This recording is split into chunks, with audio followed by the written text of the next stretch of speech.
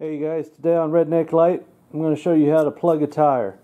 Tire on my wife's car was losing air. It was kind of a slow leak. Over a day it'd lose about 10 psi.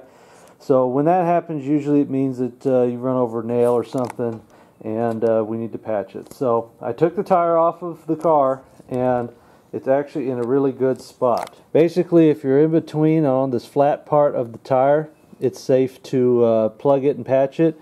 If it's on the shoulder or down on the sidewall or something, that's no good. It means you probably have to replace the tire. So right here, I've already circled it with my China marker. I'll check the rest of the tire to just make sure there weren't multiple nails, because sometimes that'll happen.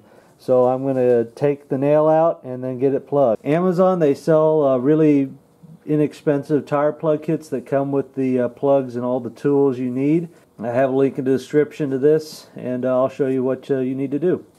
So this particular kit that I got off of Amazon's real easy. It's got pictures and it's a very easy process. It's got everything you need.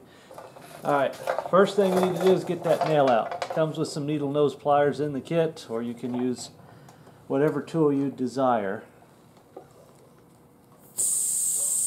And there, just that little nail was enough to do it. And it's gonna, you can hear the air coming out of it. Don't worry, we're gonna reinflate it when we put it back on the car.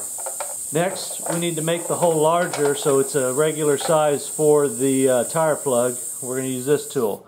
You just stick it in there. Little hole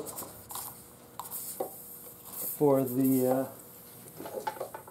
next, and you don't want to skip this part, is you got to apply some lubricant to the plug tool. Some of that on there, like so.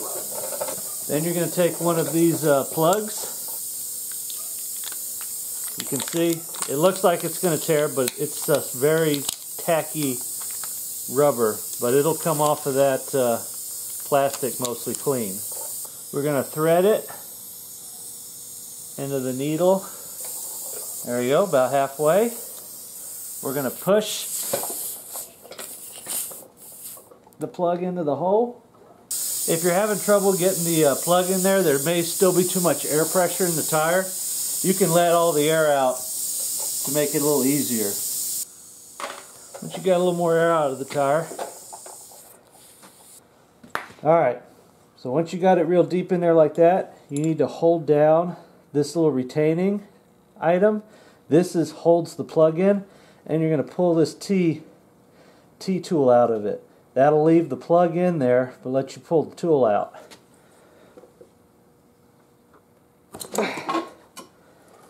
There we go. So now you've got it out, you check your work. If you did it right, it shouldn't be making any more noise when it's coming out. You're going to trim off the excess rubber here with the little box cutter this comes with.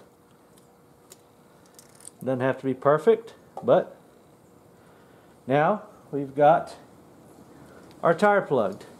And that's pretty much it. You'll air your tire back up. Another thing you can do, you can spray some soapy water on here and see if there are any bubbles that come up. If there are no bubbles, you're successful. So I hope you enjoyed. One last side note, a lot of tire shops will do this type of repair for free. So you might try to call some local shops. There's actually one in town that'll do it for free.